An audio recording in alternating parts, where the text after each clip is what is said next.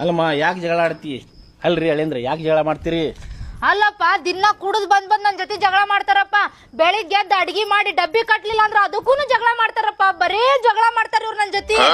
ಅಲ್ರಿ ಮಾವಾರ, ಬೆಳಗ್ಗೆ ಲಘು ಎದ್ದು ಡಬ್ಬಿ ಕಟ್ಟಿ ಕಳಿಸಿದ್ರ ಲಘು ಹೋಗಿ ದುಡ್ಕೊಂಡು ಬರ್ತೇನ್ರಿ. ಸಂಜೆ ಮಟ ಒಂದು 500-600 ರೂಪಾಯಿ ಮಟ ಹಾಕಾವ್ರಿ.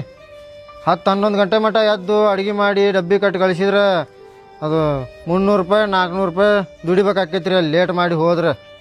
ಅಲ್ಲಿ ಬೇ ಲಘು ನಾಷ್ಟ ಮಾಡಿ ಕೊಟ್ಟಂದ್ರೆ ಲಘು ತಿಂದು ಹೋಗಿ ಲಘು ದುಡ್ಕೊಂಡು ಬರ್ತಾನ, ಪಗಾರ ಬೀಳ್ತಿತ್ತು ಅವಂಗ.